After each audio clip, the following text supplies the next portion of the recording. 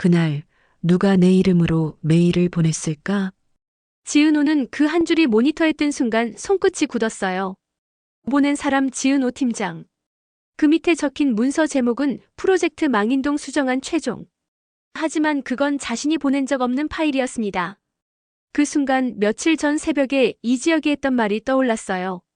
넥타이가 없어졌길래 창고 좀 봤다. 거기 뭐 없더라. 그 창고. 지혁이 괜히 갔을 리가 없었는데요. 그날 이후 뭔가 이상했어요. 사무실에서 그와 눈이 마주칠 때마다 그의 눈빛 속엔 무언가를 감추는 듯한 망설임이 섞여 있었거든요. 며칠 전의 일은 여전히 생생했어요. 병원에서 막 돌아온 지혁은 멀쩡해 보였지만 가까이서 보면 여전히 창백했죠. 그날 저녁 은호는 회의실에서 그를 기다리며 말했어요. 대표님, 이제 좀 쉬셔야죠. 밤새 병원에 있다가 바로 출근이라니요.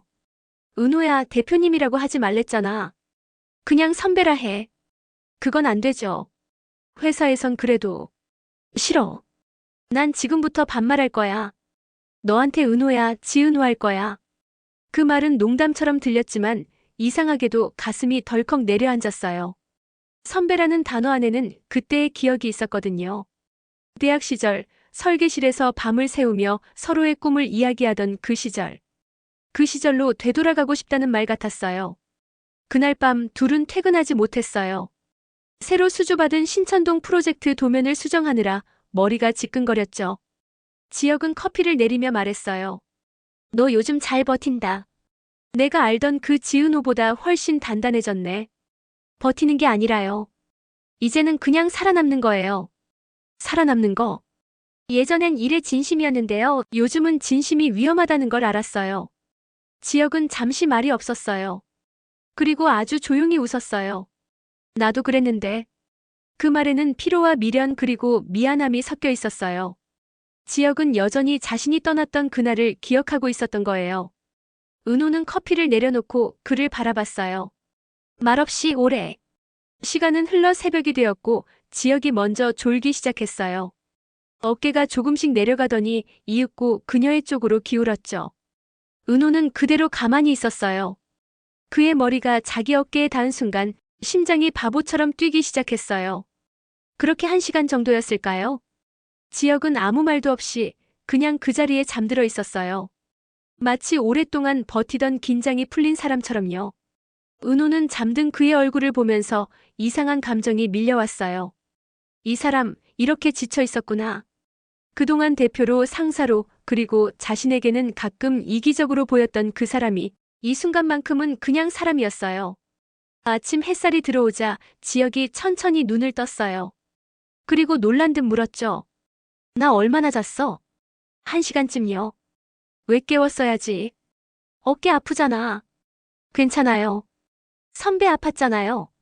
그녀가 그렇게 말하자 지혁은 잠시 그녀를 보더니 천천히 입꼬리를 올렸어요. 그것뿐이야? 네. 그거밖에 없어. 그게 무슨. 지혁은 눈을 피하며 웃었어요. 난 아닌데. 그 한마디가 공기 속을 천천히 가르고 지나갔어요. 은호는 아무 말도 하지 못했어요. 그가 다시 서류를 챙기며 오늘 미팅 있으니까 준비하자라고 말했을 때 은호는 그가 일부러 분위기를 바꾸려 한다는 걸 알았어요. 고백 대신 현실을 택한 사람의 표정이었거든요. 그날 오후 본사 메신저에 익명의 글이 올라왔어요. 턴키팀 팀장, 대표랑 사귀는 거 사실임? 사무실이 술렁였어요. 누군가 장난으로 썼다고 하기엔 내용이 너무 구체적이었죠. 업무용 계정 사용 시각, 프로젝트 일정, 심지어 둘이 단둘이 남았던 야근 시간까지 적혀 있었어요. 박성재 본부장은 불편한 기색으로 지혁을 불렀어요. 이런 글 돌아다니는 거 알아요? 본사 감사 중인데 이런 거 터지면 말 나옵니다. 신경 쓰지 마세요. 제가 정리하겠습니다. 지은호 팀장, 괜찮겠어요? 그건 제가 알아서 하죠. 박성재는 잠시 그를 바라보다가 고개를 저었어요. 그 역시 지역의 절친이지만 회사라는 틀 안에서는 어쩔 수 없었죠. 은호는 아무렇지 않은 척했지만 복도에선 사람들이 속삭였어요. 그 팀장, 대표랑 뭐 있다며? 그러니까 갑자기 프로젝트 맡은 거지. 원래 사내 연애 금지 아니었어? 그 말들이 칼날처럼 스쳤어요. 지혁은 그녀를 불러 회의실로 데려갔어요. 은호야, 내가 처리할게. 그럼 더 이상해져요. 대표가 나 때문에 나서면 사람들이 뭐라고 하겠어요. 사람들이 뭐라 하든 내가 신경 쓰는 건 너야. 그게 더 문제라니까요. 은호는 목소리를 높였어요. 그의 눈빛 속에 불안이 보였어요. 그건 사랑이 아니라 죄책감처럼 보였거든요. 그날 밤 지혁은 본사로부터 한 통의 메일을 받았어요. 제목은 내부 보고 프로젝트 망인동. 보낸 사람은 알 수 없었지만 첨부 파일에는 최종 수정한 발신자 지은호 팀장이라고 표시되어 있었어요. 지혁은 눈을 좁히며 그 파일을 열었어요. 그리고 손이 멈췄어요. 그건 은호가 작성한 적 없는 도면이었어요. 하지만 서명은 분명히 그녀의 이름이었죠. 그는 곧장 박성재에게 전화를 걸었어요. 성재야, 본사에서 보낸 메일 봤어? 맞지? 이거 은호가 보낸 거 아니야? 아니, 누가 그녀 이름으로 보낸 거야. 그럼 내부에 누가 접근한 거네? 지혁의 머릿속에 한 사람이 스쳤어요. 양솜. 며칠 전 양솜은 신천동 프로젝트 회의에 참석했어요. 겉으로는 새로 합류한 디자이너였지만 그녀의 행동에는 묘한 확신이 있었어요. 지혁에게 말을 걸며 웃었죠. 대표님, 이번 현장은 색감이 정말 예뻐요. 지 팀장님이랑 같이 가면 더 좋겠네요. 그 말이 지나치게 자연스러웠어요. 그녀는 은호를 흘깃 보며 덧붙였죠. 저 대표님 스타일 알아요. 대학 때부터 딱 이런 무드 좋아하시잖아요. 그 말에 은호의 표정이 굳었어요. 지혁은 놀랐어요. 대학 때부터? 그건 자신과만 알고 있던 기억이었거든요. 양솜은 미소를 지으며 식사 같이 하시죠라고 했고 그날 이후로 둘 사이엔 묘한 긴장감이 돌기 시작했어요. 며칠 뒤 은호는 본사에서 내려온 공문을 검토하다가 메일 기록을 발견한 거예요. 보낸 사람 지은호 팀장. 그 파일이 발송된 시간은 자신이 병원에서 지역을 간호하던 그 새벽이었어요. 즉 물리적으로 보낼 수 없는 시각이었죠. 그녀는 곧장 창고로 향했어요. 지역이 넥타이를 찾는다며 들렀던 그곳. 창고 안에는 낡은 노트북 하나가 있었어요. 전원이 켜진 상태로 화면엔 프로젝트 M 로깅 컴플리트이라는 문구가 떠 있었어요. 그 순간 뒤에서 누군가의 목소리가 들렸어요. 찾으셨어요? 은호가 돌아보니 양솜이 서 있었어요. 입가엔 미묘한 웃음이 걸려 있었죠. 지 팀장님, 그거 제 거예요. 어제까지 파일 백업하다가 깜빡 두고 갔네요. 이 노트북 턴키팀 계정으로 로그인돼 있는데요. 아, 제가 팀 공유 아이디로 접속했나 봐요. 불편하셨어요? 그녀는 태연하게 웃었어요. 은호는 그 미소가 더 이상 미소로 보이지 않았어요. 마치 내가 다 알고 있다는 눈빛이었거든요. 지혁은 늦은 밤까지 그녀를 기다렸어요. 전화는 받지 않았고 사무실 불도 꺼지지 않았어요. 그는 결국 은호의 사무실 문을 열었어요. 그녀는 창가에 앉아 있었어요. 손엔 프린트된 메일 로고를 쥔 채였어요. 이거 나 보냈다고 하네요. 뭐야 그게? 나 그 시간에 병원에 있었는데요. 누가 이런 짓을? 대표님 말이에요. 지혁의 표정이 얼어붙었어요. 은호의 눈엔 눈물이 고였어요. 그날 대표님이 창고 갔다면서요. 그 창고에서 이 파일이 나왔어요. 도대체 뭐예요, 선배? 지혁은 잠시 말을 잃었어요. 하지만 이내 고개를 저었어요. 아니야. 나 그런 짓 안 했어. 그럼 누가요? 누가 내 이름으로 이런 파일을 보냈어요? 그건... 말을 잇지 못한 지혁은 눈을 돌렸어요. 양솜의 얼굴이 스쳤지만 증거 없이 말할 수는 없었죠. 믿어줘, 은호야. 나 아니야. 믿고 싶은데요, 지금은 모르겠어요. 그녀의 목소리는 떨렸어요. 지혁은 다가가려 했지만 은호는 한 걸음 물러섰어요. 선배가 다시 돌아왔을 때 솔직히 기뻤어요. 근데 왜 이렇게 힘들게 해요? 왜 다시 나타나서 또 혼란스럽게 해요? 지혁은 입술을 깨물었어요. 그녀의 말이 정답이었어요. 그는 다시 돌아오지 말았어야 했어요. 하지만 이미 늦었죠. 그날 밤 지혁은 본사 옥상에서 홀로 서류를 보고 있었어요. 문득 누군가 다가와 말을 걸었어요. 양솜이었어요. 대표님 요즘 힘드시죠? 무슨 소리야? 저 그날 창고에서 지은호 팀장님 봤어요. 뭐 찾으시던데 파일 같은 거. 그래서 혹시 몰라서 말씀드리는 건데 그 메일 저도 봤어요. 지은호 팀장님 계정으로 발송된 거. 지혁은 그녀의 말을 믿을 수 없었어요. 하지만 그녀의 표정은 너무나 확신에 차 있었죠. 그걸 어떻게 알아? 그날 제가 백업 담당이었으니까요. 그녀는 살짝 웃었어요. 바람이 불었고 그녀의 머리카락이 흩날렸어요. 지혁은 그 웃음이 이상하게 느껴졌어요. 그건 이기적인 승리자의 미소였어요. 그날 이후 지은호는 하루 종일 마음이 불안했어요. 회사에 앉아있는 동안에도 머릿속 한 구석이 계속 울리고 있었죠. 그날의 메일, 도대체 누가 보낸 걸까? 단 한 줄의 로그가 그동안의 믿음을 송두리째 흔들고 있었어요. 사람들은 점점 더 수군거렸고 심지어 인테리어 자재업체에서도 턴키팀 내부가 시끄럽다던데요라며 묘한 말을 던졌습니다. 그 모든 소음이 은호의 귀엔 가시처럼 꽂혔어요. 그런데 더 이상한 건 지혁이 아무렇지 않게 굴었다는 거예요. 예전 같으면 벌써 상황을 뒤집기 위해 움직였을 텐데 그는 그냥 묵묵히 현장 보고서만 확인하고 있었어요. 그날 저녁 은호는 결국 그를 찾아갔습니다.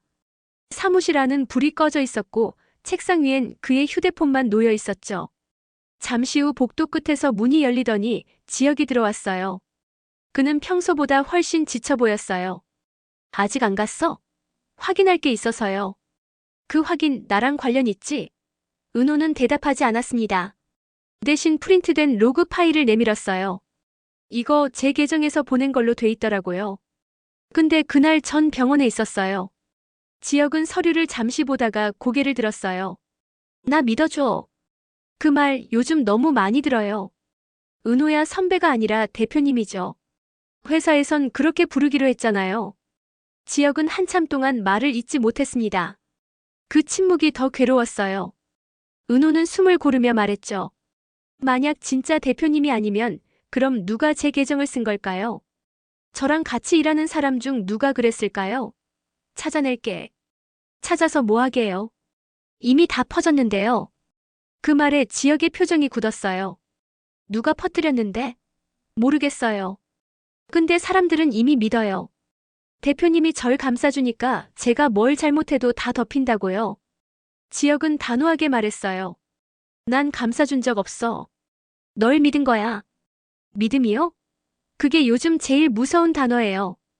은호는 고개를 숙였습니다. 그리고 아주 조용히 덧붙였죠.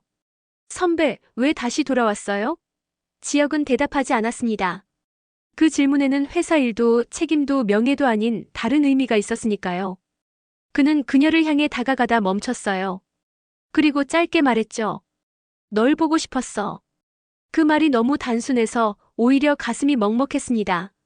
하지만 은호는 그 말이 위험하다는 걸 알았어요. 사람들의 시선, 본사 감사, 내부의 질투, 그리고 양솜.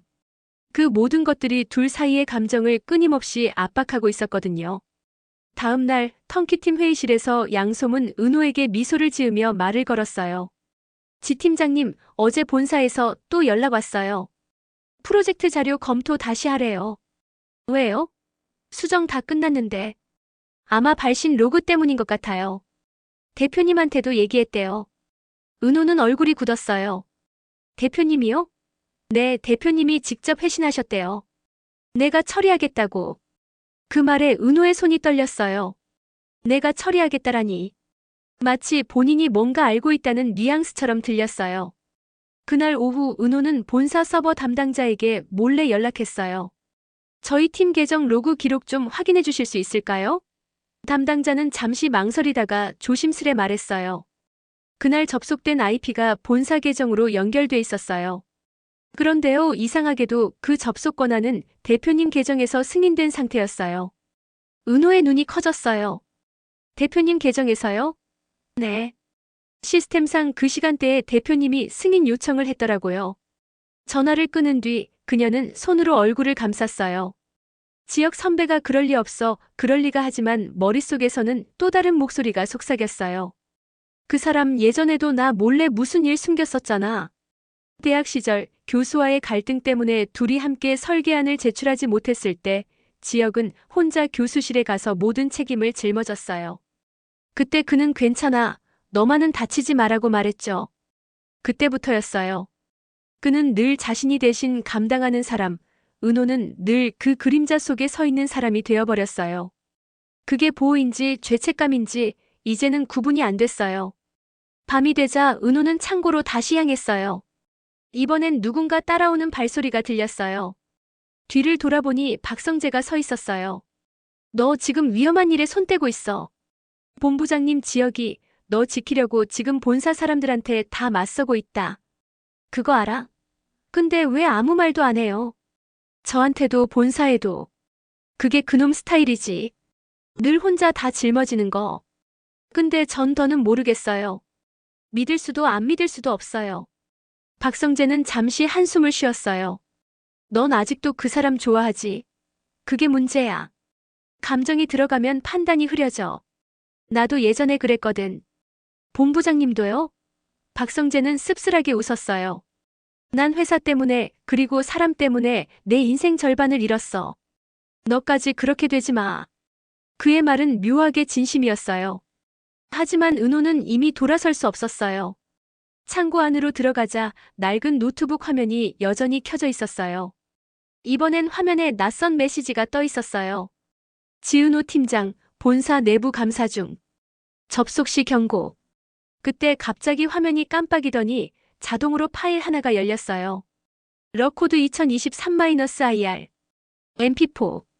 마우스를 움직이기도 전에 영상이 재생됐어요.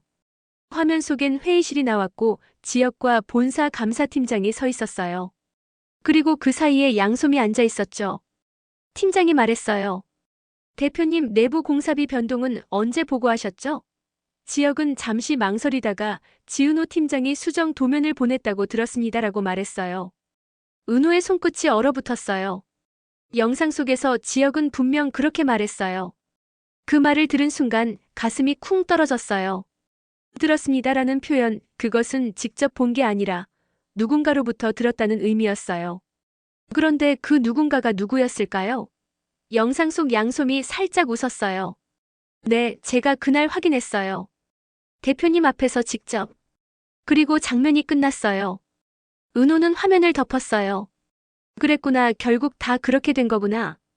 그때 누군가 창고 문을 열었어요. 지역이 들어왔어요. 여기서 뭐 해? 영상 봤어요. 무슨 영상? 대표님, 그날 회의 녹화요. 거기서 선배가 그랬잖아요. 지은호 팀장이 보냈다고 들었다고.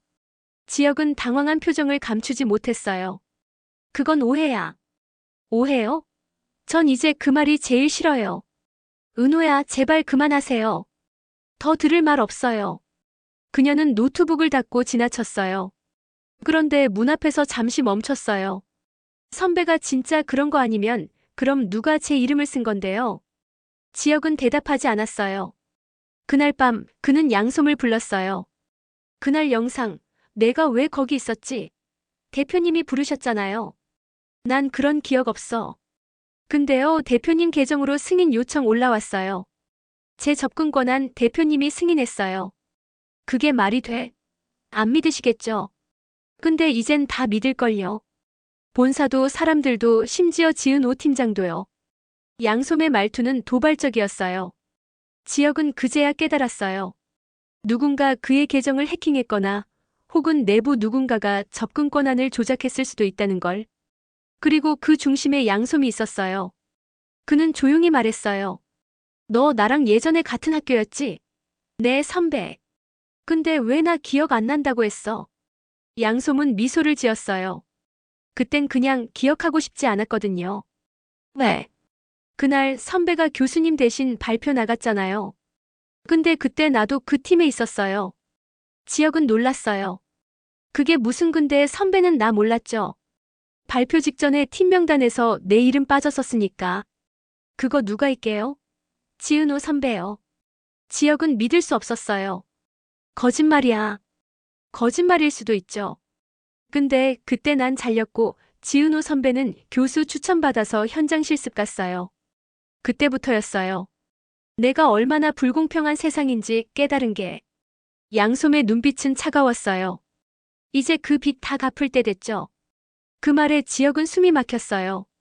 그녀의 모든 행동이 복수였던 거예요. 그리고 그 복수의 칼끝은 지은우를 향하고 있었어요. 며칠 후 본사 감사 결과가 내려졌어요. 프로젝트 망인동 설계도면 발신자 지은호 팀장 본인 확인 불가이라는 문구가 붙었어요. 그리고 그 밑에는 대표 승인 시점 일치라는 문장이 있었어요. 사실상 두 사람 모두 연루된 셈이었죠. 회사는 둘 다 직무 정지를 내렸어요. 사무실은 조용했고 턴키팀은 해체 수순에 들어갔어요.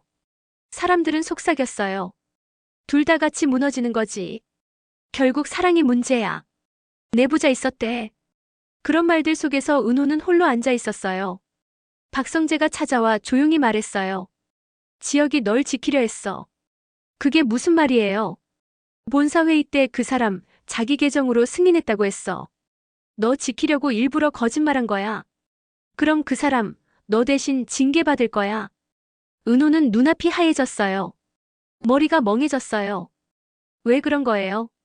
왜 또 자기 혼자 감당하려는 거예요? 그녀는 회사 밖으로 뛰쳐나갔어요. 지혁은 이미 사무실을 정리하고 있었어요. 선배, 도대체 왜요? 괜찮아. 이번엔 내가 선택한 거야. 저 때문에요? 너 때문이 아니라 나 때문이야. 그동안 나는 늘 도망쳤거든. 이번엔 도망 안 가. 그럼 진실은요? 진실은 언젠간 드러나. 근데 그 전에 너 다치면 안 돼. 은호는 울먹이며 말했어요. 그런 식으로 말하지 마요. 마치 마지막처럼. 마지막일 수도 있지. 그 말에 그녀는 고개를 저었어요. 아니요. 아니에요. 지혁은 조용히 미소를 지었어요. 은호야, 그날 어깨 빌려줘서 고마웠다. 덕분에 좀 따뜻했어. 그리고 그가 나가던 순간 은호는 그를 붙잡았어요. 선배 나 아직 선배 좋아요. 지혁은 멈췄어요. 하지만 뒤돌지 않았어요. 알아. 그 말 한마디를 남기고 그는 나갔어요. 그날 밤 비가 내렸어요. 은호는 회사 옥상에 올랐어요. 도시불빛 아래에서 하염없이 눈물이 흘렀어요. 이렇게라도 지키고 싶었어요? 바람이 차갑게 불었어요. 하지만 그 바람 속에서 문득 휴대폰이 울렸어요. 알 수 없는 번호로 문자가 왔어요. 지은호 팀장, 아직 끝난 게 아닙니다. 발신자는 없었어요. 그리고 그 문장 밑에는 한 줄의 파일 링크가 있었어요. TRUTHLOG. 집. 은호는 떨리는 손으로 파일을 열었어요. 화면에 뜬 첫 문장은 이랬어요. 발신자 양솜 수신자 본사 감사팀 내용 대표 승인건 위조 완료. 예정대로 진행 바랍니다. 눈물이 멈췄어요. 숨이 막혔어요. 그리고 천천히, 아주 천천히 미소를 지었어요. 이제 끝났어요, 선배. 그녀는 곧장 휴대폰을 들고 박성재에게 전화를 걸었어요. 본부장님, 증거 잡았어요. 그 순간 화면이 꺼졌어요. 그리고 다시 켜진 화면엔 또 다른 메시지가 떴어요. 삭제 요청 완료. 파일 영구 삭제 중. 누군가 원격으로 접근하고 있었어요. 안 돼, 은호는 급히 서버 백업을 시도했어요. 그때 누군가 뒤에서 그녀의 손을 덮었어요. 그만해요, 지 팀장님. 돌아보니 양솜이 서 있었어요.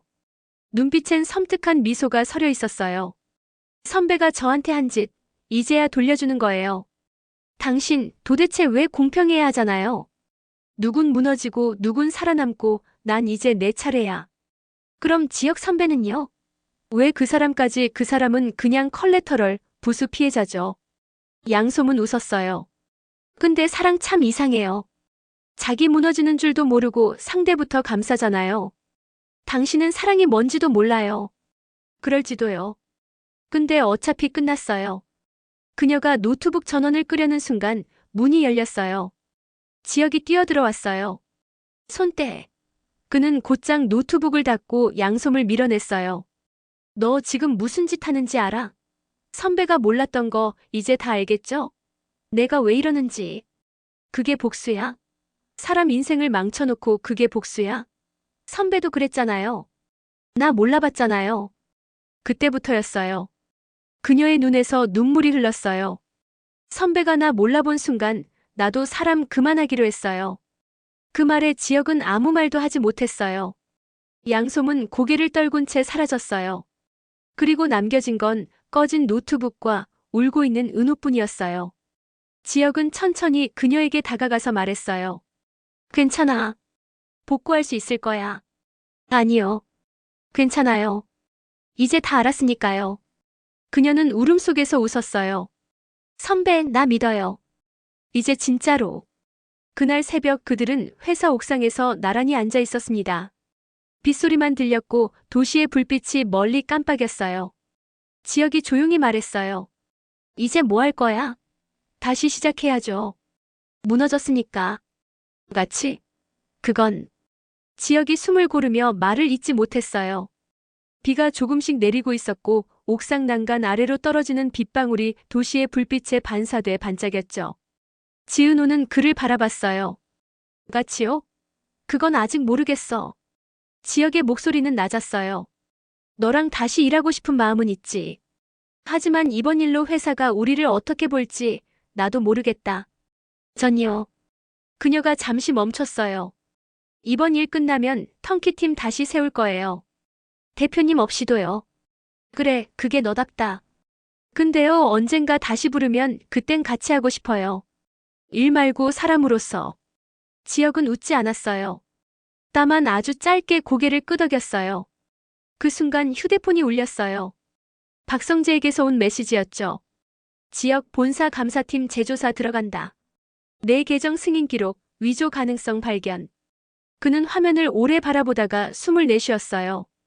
끝난 줄 알았는데 아직 남았나 봐. 무슨 말이에요? 진짜 범인 아직 못 잡은 거야. 양솜 씨는요? 그녀는 일부였을지도 몰라. 그 말에 은우는 눈을 크게 떴어요. 그럼 뒤에 누가 아마 본사 쪽일 수도 있어. 투자 관련 IR 문서가 그 시점에 같이 바뀌었거든. 그럼 은우야, 내가 이 일에 더 엮이면 위험해. 이젠 무서운 게 없어요. 그녀는 눈을 마주보며 말했어요. 이미 다 잃었으니까. 그 말에 지역은 처음으로 눈을 피하지 않았어요. 그럼 같이 가자. 이번엔 도망치지 말고. 다음 날 새벽 둘은 본사 서버실에 들어갔어요. 박성재가 보안 담당자에게 부탁해 잠시 접근 권한을 열어준 덕이었죠. 서버 안에는 복잡한 로그들이 쌓여 있었어요. 여기 있어요. 은우가 가리킨 한 줄 액세스 바이 애드민 2023-12-19 312 그 옆엔 익숙한 아이디가 있었어요. PJSADMIN. 박성재. 지역이 놀라묻자 은우가 손을 저었어요. 본부장님 아이디가 아니라 누군가가 그걸 빌려 쓴 거예요. 본부장님은 전날 출장 중이었어요. 둘은 동시에 깨달았어요. 본사 감사팀 지역이 낮게 중얼거렸어요. 누군가 내부의 혼란을 이용해 지은호와 자신을 동시에 제거하려는 의도였어요. 은호는 분노와 안도 사이에서 떨리는 목소리로 말했어요. 그럼 우리가 희생양이었던 거예요. 그래서 더 이상 당하면 안 돼. 그는 그녀의 손을 잡았어요. 이번엔 우리가 먼저 움직이자. 며칠 뒤 본사 프레젠테이션실. 새 프로젝트 브리핑 자리가 열렸어요. 양솜은 이미 사직서를 내고 떠난 상태였고 회사는 그 사건에 대해 공식 입장을 내놓지 않았어요. 대신 새 감사팀장이 올라와 말했어요. 이전에 발생한 내부 파일 조작건에 대해 일부 기록 위조 정황이 확인되었습니다. 관련 인물들은 이미 해고 조치됐으며 그때 문이 열렸어요. 모든 시선이 돌아갔어요. 지은호가 들어왔어요. 정장 차림이었지만 눈빛은 단단했어요. 그녀는 무대 중앙으로 걸어나가며 말했어요. 잠시만요. 발표 중이라 죄송한데 사실 확인이 필요해서요. 사람들은 웅성거렸어요. 그녀는 USB를 꺼내들었어요. 여기 본사 서버 접근 로그 원본이에요. 감사팀 내부 직원 계정으로 승인된 위조 파일 기록이 있습니다. 팀장은 당황했어요. 그런 건 허위입니다. 아니요. 여기엔 날짜와 IP까지 다 있어요. 그리고 그녀는 화면을 띄웠어요. CCTV 영상 속 새벽에 본사 서버실로 들어가는 한 남자의 뒷모습이 보였어요. 팀장이었어요. 이게 무슨 짓입니까? 사람을 희생시키면 진실이 가려질 줄 알았죠. 근데 진심은 결국 드러나거든요. 그때 지역이 문 옆에 서 있었어요. 그만하시죠. 더 말하실 필요 없어요. 본사는 즉시 조사에 들어갔고 사건은 마무리 단계에 들어갔어요. 하지만 그 과정에서 턴키팀은 해체됐고 지역은 공식적으로 대표직에서 물러났어요. 은호는 남은 팀원들과 함께 새로운 이름으로 회사를 다시 세웠어요. 프로젝트 하모니. 그 이름에는 다시 맞춰가는 사람들이라는 의미가 담겨 있었어요. 몇 달 뒤 봄이 찾아왔어요. 오랜만에 날씨가 맑았고 새 사무실엔 햇살이 가득 들어왔어요. 그날 오후 문이 열렸어요. 여전히 커피 향이 좋네. 지역의 목소리였어요. 은호가 놀라며 돌아봤어요. 선배 그는 미소를 지으며 다가왔어요. 축하하러 왔어. 오픈 첫날이라며. 왔으면 커피라도 한잔 하시죠. 좋지. 둘은 커피를 마주 들었어요. 잠시 말이 없었어요. 그런데 그 침묵이 이상하게 편했어요. 이제 괜찮아요? 응. 조금은. 그래서요, 이제 뭐 하실 거예요? 모르겠어. 근데 하나는 확실해. 뭔데요? 이번엔 도망 안 갈 거야. 은호가 웃었어요. 늦었어요. 이미 따라잡혔는데. 그 말에 지역은 처음으로 마음껏 웃었어요. 그럼 같이 가자. 그들의 웃음소리 위로 봄바람이 불었어요. 사무실 벽 한쪽엔 여전히 남아있는 흔적이 있었어요. 턴키팀이라 적힌 오래된 명패. 그 위에 새 이름이 붙어 있었죠. 하모니 디자인 랩. 그리고 그 밑에 작은 메모 한 줄. 모든 진심은 언젠가 다시 만나게 된다. 그날 밤 지역은 홀로 회사 옥상에 올라갔어요. 하늘엔 별이 선명했어요. 그 아래서 그는 조용히 중얼거렸어요. 은호야 고마워. 나 다시 살아있다고 느껴. 그리고 휴대폰을 꺼내 메시지를 보냈어요. 지은호 팀장, 커피 맛 괜찮네. 내일은 내가 살게. 멀리서 휴대폰 진동음이 들렸어요. 같은 건물 아래층에서 은호가 그 메시지를 읽고 웃었어요. 그럼 내일 봐요, 선배. 그렇게 그날 밤의 진실은 완전히 끝났어요. 하지만 두 사람의 이야기는 이제 막 다시 시작되고 있었어요. 봄이 다 지나가고 여름의 열기가 서서히 다가올 즈음이었어요. 하모니 디자인 랩은 이제 막 입소문을 타기 시작했어요. 턴키팀 시절의 직원 몇몇이 다시 모였고 은호가 직접 이끌며 하나의 브랜드처럼 회사를 키워나가고 있었죠. 처음엔 다들 불안했어요. 대표 없이 버틸 수 있을까? 프로젝트를 제대로 따올 수 있을까? 하지만 은호는 특유의 꼼꼼함과 책임감으로 모든 걸 돌파했어요. 본사와의 계약 해지 이후 그녀는 지역 기반 리모델링 사업으로 방향을 바꿨고 오히려 고객 만족도가 높아졌어요. 사람들은 말했어요.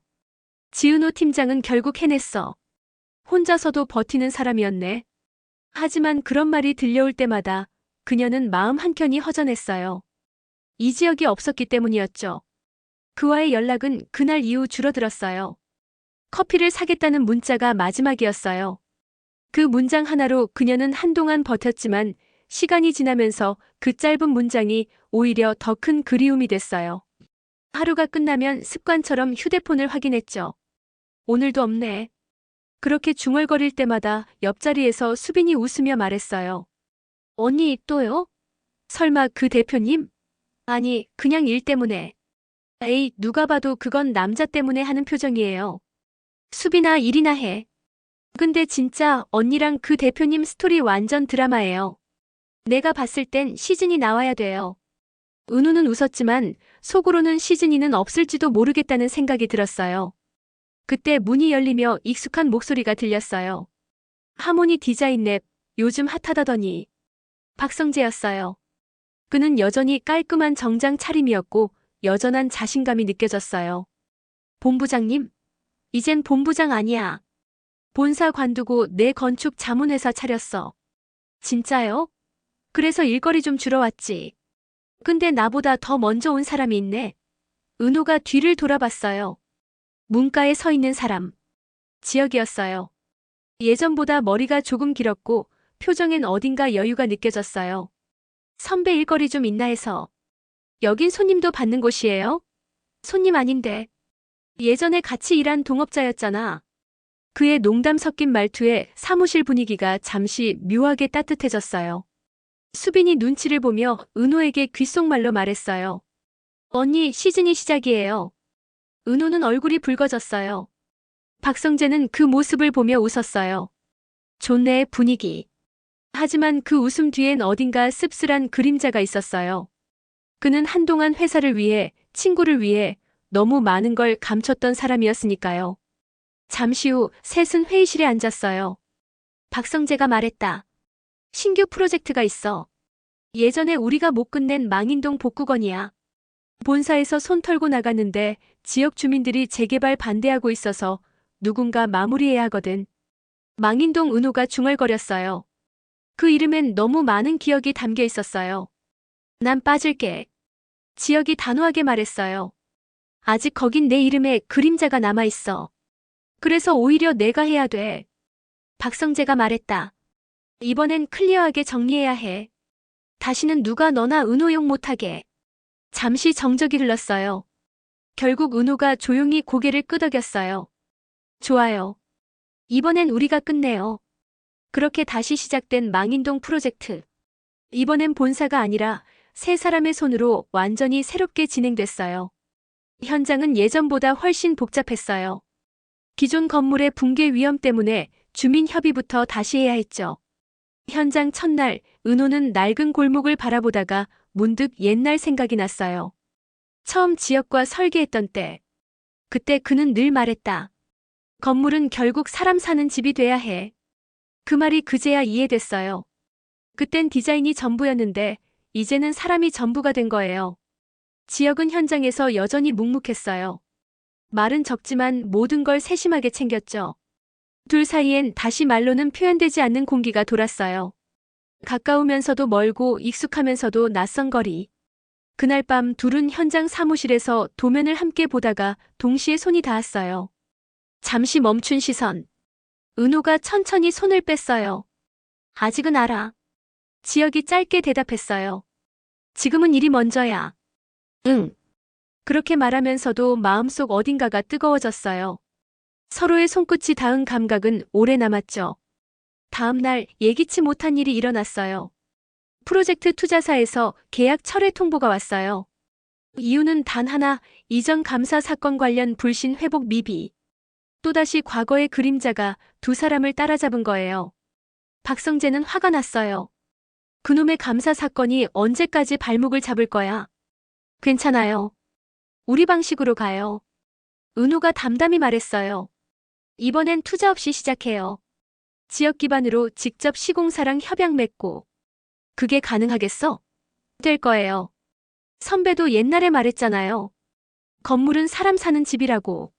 그 말에 지역이 웃었어요. 그 말을 아직 기억했네. 그럼요.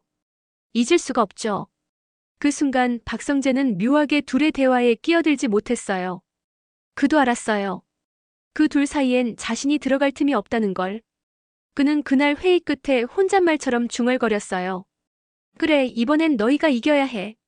공사는 쉽지 않았어요. 날씨는 변덕스럽고 자재비는 오르고 현장 인부들은 줄었다 늘었다 했죠. 그래도 은호와 지역은 하루도 빠짐없이 현장에 나갔어요.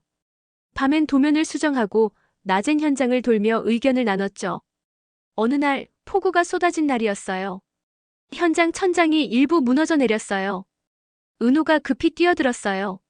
안에 사람 있어요. 비를 맞으며 구조용 헬멧을 쓴 채 들어간 그녀를 지역이 따라갔어요. 은호야, 위험해. 사람이 안 보여요. 그 순간 위쪽에서 철근이 떨어졌어요. 지역이 그녀를 끌어안으며 몸을 덮었어요. 소리가 굉음처럼 울렸어요. 비, 흙, 먼지가 뒤섞였어요. 그리고 한참 후 구조팀이 들어왔을 때 둘은 서로를 감싸 안은 채 있었어요. 다행히 큰 부상은 없었지만 은호는 팔을 다쳤고 지역은 어깨에 타박을 입었어요. 병원에 누워있는 동안 은호는 속삭였어요.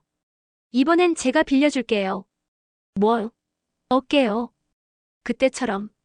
지역은 웃었어요. 은호야, 우리 참 많이 돌았네. 근데 결국 다시 돌아왔죠. 응. 다시. 그의 손이 그녀의 손을 잡았어요. 이번엔 놓지 않았어요. 병원 복도 끝에서 박성재는 그 모습을 보고 잠시 멈춰 섰어요. 그는 미소 지었지만 그 눈빛엔 묘한 슬픔이 스쳤어요. 그의 뒤에 있던 한 여자가 다가왔어요. 고성희였다. 성재야, 이제 좀 놔줘야지. 어머니, 그 아이들이 여기까지 온 건 우리보다 훨씬 용기 있었기 때문이야. 네. 그날 밤 성재는 아버지 박진석에게 전화를 걸었어요. 아버지, 저 이제 다른 방식으로 일하고 싶어요. 누굴 밟아서 올라가는 게 아니라 그냥 누군가 옆에 세워주는 일. 전화 너머로 들려오는 아버지의 낮은 웃음. 이제야 내가 진짜 내 아들이 됐구나. 그 말에 그는 처음으로 편하게 웃었어요. 며칠 후 은우가 태어나자마자 현장으로 갔어요. 한 손엔 깁스가 있었지만 눈빛은 강했어요. 이제 끝까지 가요. 그래. 이번엔 정말 완성하자. 그렇게 다시 공사가 시작됐어요. 날씨는 여전히 불안정했지만 이상하게도 사람들의 마음은 더 단단해졌어요. 이상철과 김다정도 현장을 찾아왔어요. 우리 아들이 이런 데서 일하는구나. 이상철이 말했어요. 김다정은 따뜻하게 웃으며 말했다. 지혁이 어릴 때도 늘 이런 거 좋아했어요. 블록 쌓고 허물고 다시 세우고. 은호는 그 말을 듣고 조용히 웃었어요. 그날 저녁 현장 한켠에서 작은 식사 자리가 열렸어요. 인부들과 직원들, 가족들까지 다 모였죠. 지강호가 나타나 은호에게 말했다. 누나, 나도 이제 진짜 일할 거야. 또 무슨 바람이야? 아니, 진짜. 이번엔 철근팀 들어갔어. 나도 사람처럼 살 거야. 사람처럼 살아본 적은 있니? 아, 누나 진짜. 둘은 웃었어요. 수빈이 카메라를 들고 찍으며 말했다. 이게 진짜 화려한 날들이죠. 사람 냄새 나는. 그 말에 모두가 웃었어요. 그 순간 오랜 시간의 그림자들이 조금씩 사라지는 듯 했어요. 그리고 드디어 마지막 도면이 완성됐어요. 밤새 도면 위에 손을 얹은 두 사람. 지혁이 말했다. 은호야. 응. 이제 진짜 끝났어. 아니요. 이제 시작이에요. 그녀는 미소 지었어요. 건물은 완성되면 그때부터 사람이 사는 거잖아요. 그 말에 지혁은 고개를 끄덕였어요. 다음 날 준공식. 하얀 리본이 바람에 흔들렸어요. 기자들이 몰려들었고 플래시가 터졌어요. 하모니 디자인 랩, 첫 완공 프로젝트. 총괄 지은호. 사회자가 이름을 부르자 박수 소리가 터졌어요. 그리고 지혁이 조용히 그녀 옆으로 걸어왔어요. 대표는 아니지만 동업자로서. 같이 끊어요. 두 사람은 동시에 리본을 잘랐어요. 그 순간 플래시가 번쩍였고 빛 속에서 두 사람의 미소가 선명하게 남았어요. 저녁이 되고 모든 행사가 끝난 뒤 두 사람은 새로 완공된 건물 옥상에 올랐어요. 바람이 불고 도시 불빛이 아래로 깔렸어요. 선배. 응. 우리 이제 어디로 가요? 모르겠어. 근데 한 가지는 알아. 뭔데요? 이번엔 어깨 말고 같이 서 있을 거야. 은호가 웃었어요. 좋아요. 그럼 앞으로는 누가 먼저 잠들든 어깨는 나눠서 빌려줘요. 약속. 약속. 그날 밤 두 사람은 별빛 아래에서 조용히 서로를 바라봤어요. 그들의 어깨가 맞닿은 채 더 이상 흔들리지 않았어요. 세상이 아무리 흔들려도 이제는 서로의 옆에서 버틸 수 있을 만큼 단단해진 두 사람. 화려한 날들이라는 이름은 그렇게 완성됐어요. 겉으로는 화려하지 않아도 마음속은 누구보다 빛나는 사람들의 이야기. 그리고 마지막 내레이션처럼 은호의 목소리가 속삭였어요. 결국 삶은 서로의 어깨에 기대 잠드는 일의 반복이에요. 그게 사랑이고 그게 하루예요.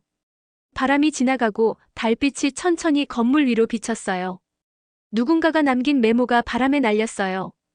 그 메모에는 이렇게 적혀 있었어요. 어깨 위에 잠, 그리고 그날 밤. 그건 끝이 아니라 시작이었다.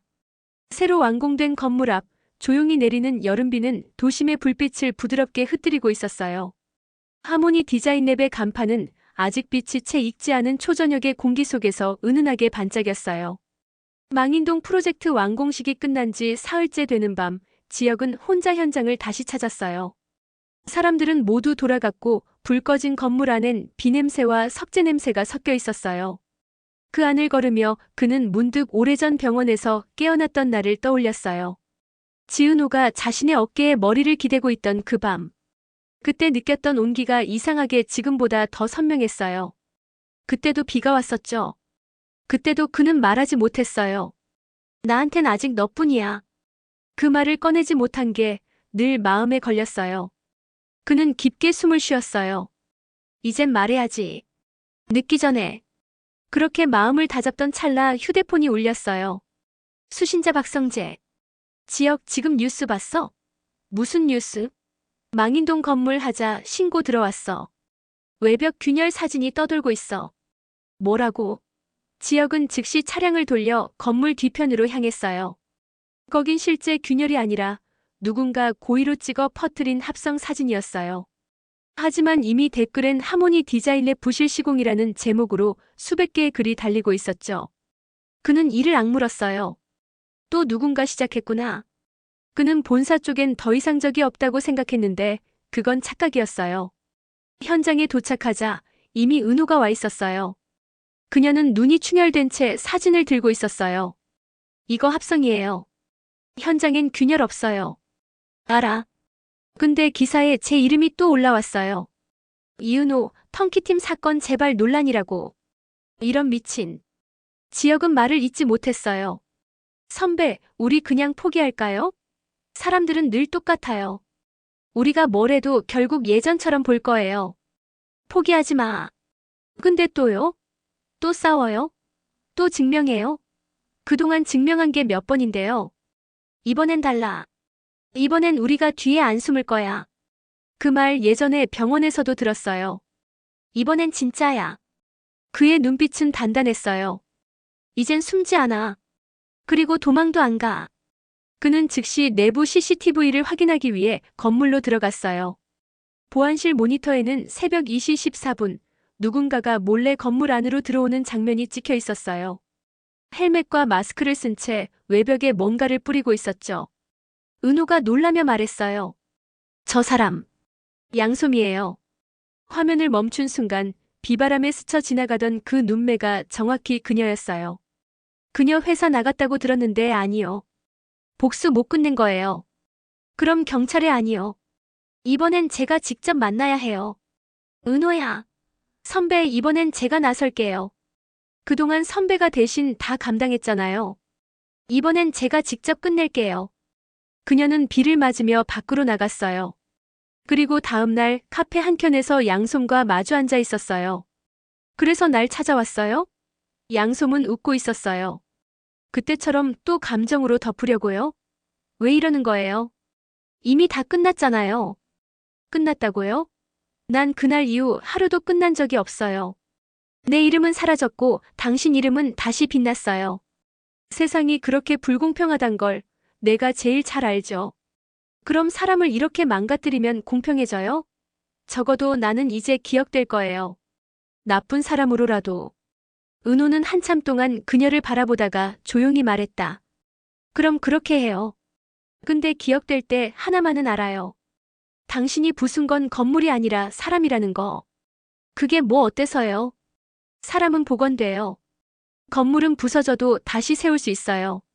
하지만 마음은요, 망가져도 누군가 옆에 있으면 다시 서요. 난 그걸 알았어요. 역시 당신은 끝까지 아름답네요. 당신도 그렇게 될 수 있었어요. 그럴 리가요. 양솜은 웃으며 자리에서 일어났어요. 이젠 진짜 끝이네요. 그래요. 진짜 끝이에요.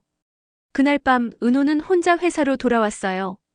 창가에 앉아 창문에 떨어지는 빗방울을 바라보다가 휴대폰을 꺼내 지역에게 전화를 걸었어요. 선배, 다 끝났어요. 괜찮아? 괜찮아요. 이번엔 정말 끝난 것 같아요. 지금 어딘데? 회사예요. 거기서 기다려. 지역은 그 말을 남기고 곧장 차를 몰았어요. 하지만 도로엔 폭우가 쏟아지고 있었어요. 시야가 흐릿했죠. 그때 맞은편에서 트럭이 미끄러져 돌진했어요. 브레이크 소리, 불빛, 충격. 그리고 어둠. 몇 시간 뒤 병원 응급실. 은호가 뛰어들어왔어요. 이지역 대표님 어디 계세요? 응급수술 중입니다. 지금은 안 됩니다. 그녀는 주저앉았어요. 손에 쥐고 있던 휴대폰이 떨어졌어요. 그 안엔 마지막으로 그가 보낸 문자 하나가 남아있었어요.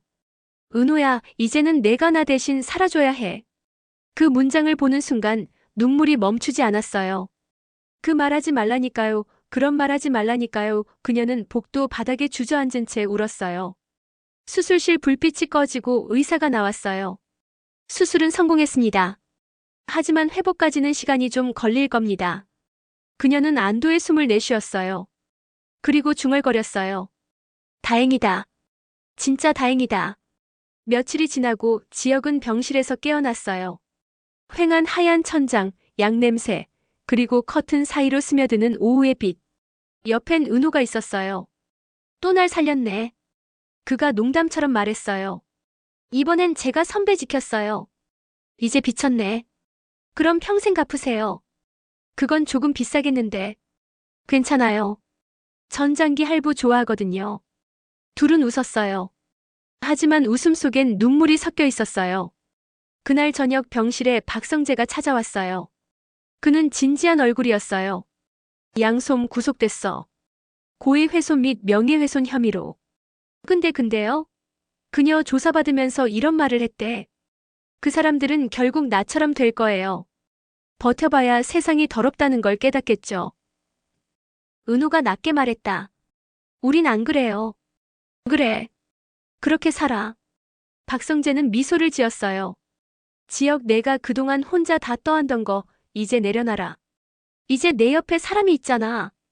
그는 말없이 고개를 끄덕였어요. 시간이 흘렀어요.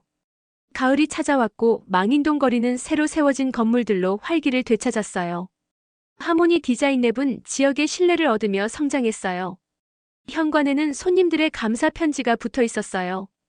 지은호 팀장님, 덕분에 우리 가게가 새로 태어났어요. 이 대표님, 우리 집처럼 따뜻한 공간 만들어줘서 고마워요. 그런 손편지들이 쌓일수록 두 사람의 얼굴엔 잔잔한 미소가 번졌어요. 어느 날 지혁이 은호를 불렀어요.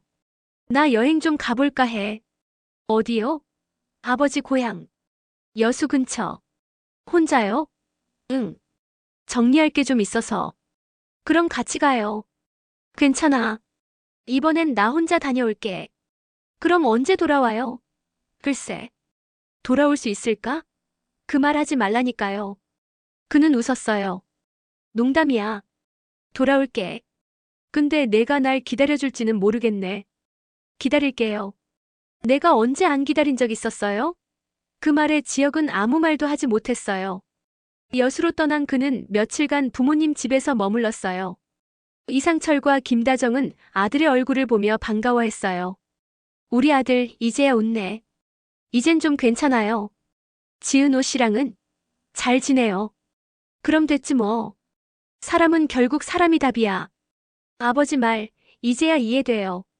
늦게라도 알면 된 거야. 그날 밤 그는 혼자 바닷가를 걸었어요. 파도 소리가 잔잔하게 들렸어요. 문득 떠오르는 목소리. 그것뿐이야? 난 아닌데. 그날의 대화가 바람처럼 스쳤어요.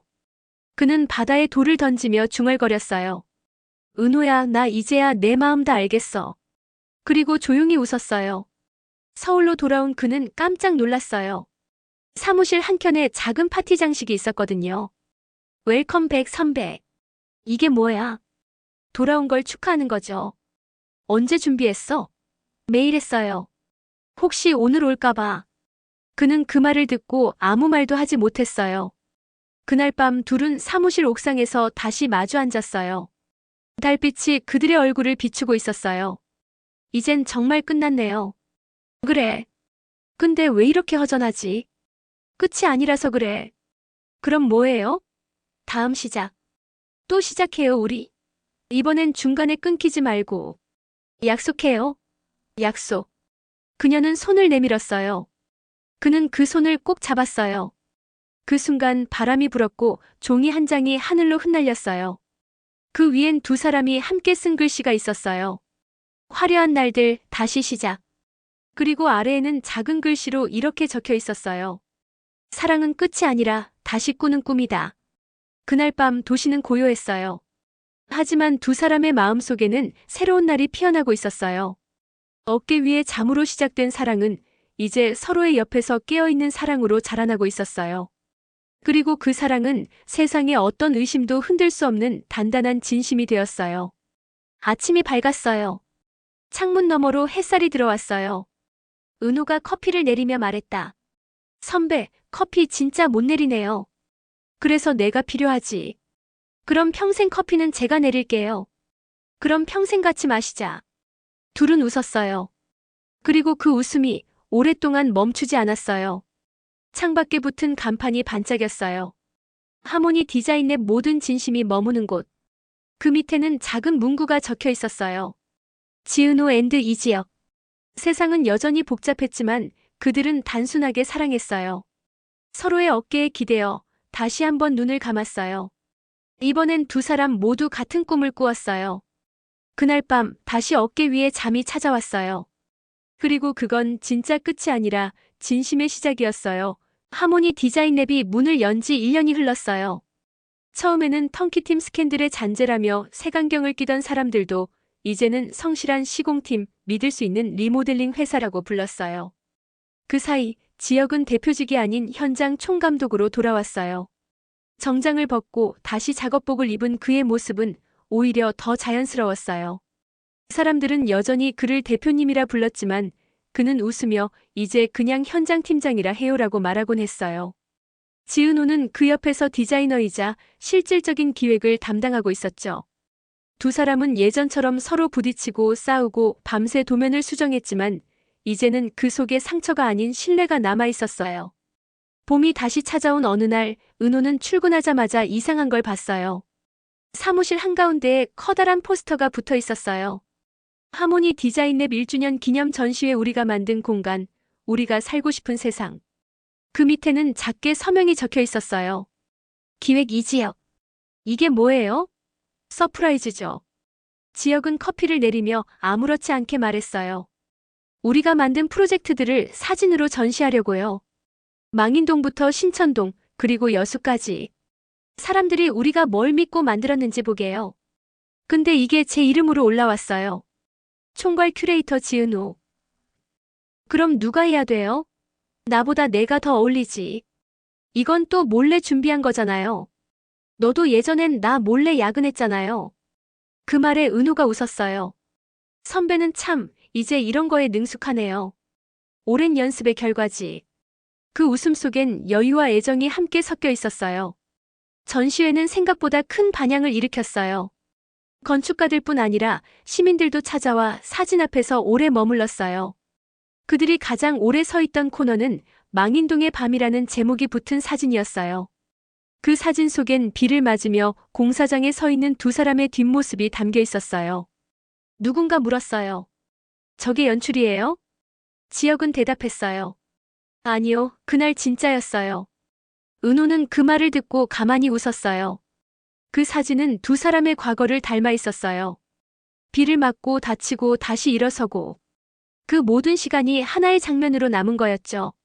전시 마지막 날 한 여자가 조용히 찾아왔어요.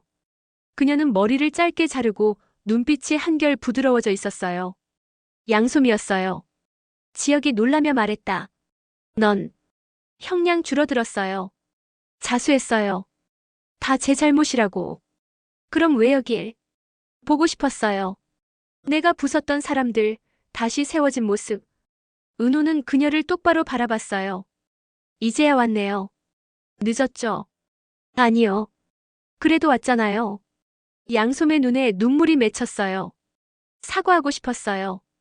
그땐 미움이 전부였는데 지금은 그냥 미안해요. 우린 괜찮아요.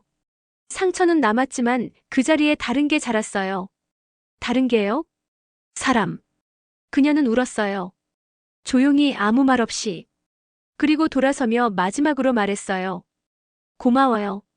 나를 기억해줘서. 그날 이후 그녀는 다시 나타나지 않았어요. 하지만 이상하게도 누가 그녀 이야기를 꺼내면 아무도 비난하지 않았어요. 그녀도 결국 화려한 날들의 일부였으니까요.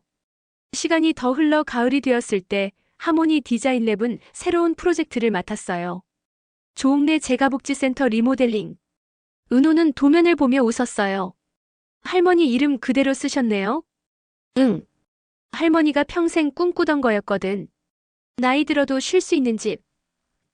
멋있네요. 우리 가족 이름도 넣었어. 이수빈, 이지환, 김다정, 이상철. 다 같이. 그럼 가족이 다 들어간 거네요. 그래야 진짜 집이지. 그날 현장에 조옥래 할머니가 직접 찾아왔어요. 이놈, 이제야 제 이름을 쓰네.